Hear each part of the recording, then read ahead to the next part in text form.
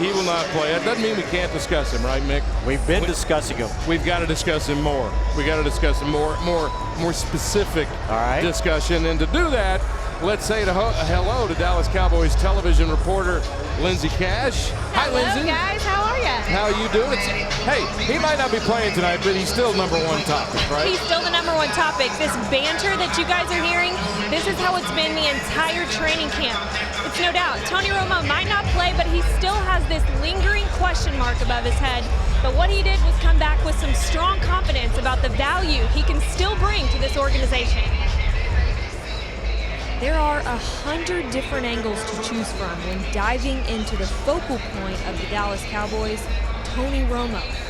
His health, his ability, his age, or even all the young new weapons surrounding him. Once you have back surgery, you kind of have to change the way you do things. You have to constantly work on your glutes, your hamstrings, your abs, and strengthen everything around that area. All of a sudden, at 34 years old, Tony Romo is the oldest player on this Dallas Cowboys 90-man roster. We've had a lot of veterans and great leadership for so long. We have fewer guys who have been in it as long on this team, so it falls a little more on mine and Jason's shoulders. This team has 85 of 90 faces that were not here in 2010.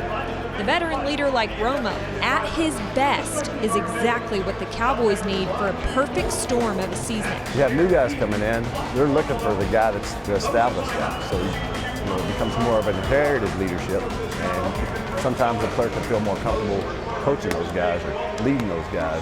I owe it to myself, and I owe it to my teammates, the organization, everyone to do everything I can to put myself in the best position possible to play for a long time.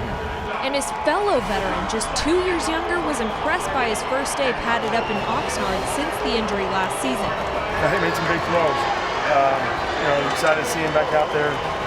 Really the first time we've really worked with him in these type of settings all season. So made some big throws, got his timing was good, and it looked good to me. Romo was not shy when talking about his future and value to the organization. Over the course of the next 4 or 5 years, you'll see the best version of me that I've had throughout my career. I really believe that, and I think that'll show.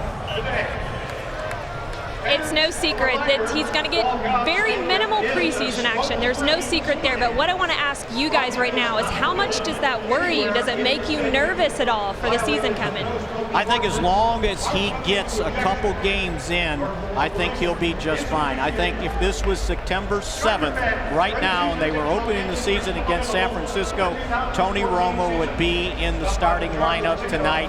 He's had more than enough time to rehab here, and I think he's ready to go. All right, I keep hearing Bill Parcells in my head. Consider me worried.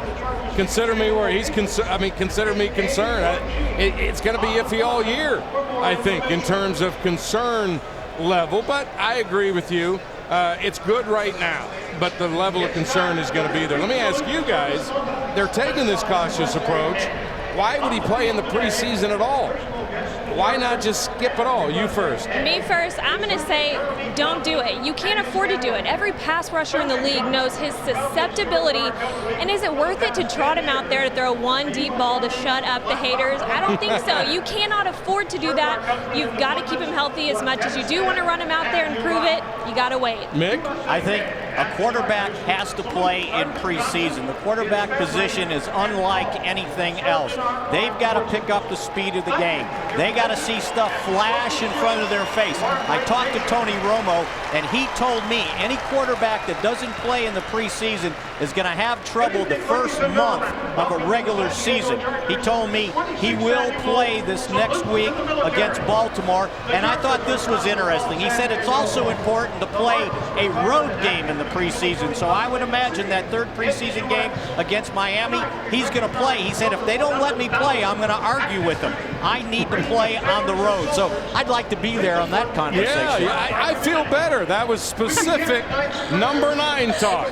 I feel better. We can play tonight now. Lindsey, thanks. Thank you, guys. Appreciate you jumping on with us.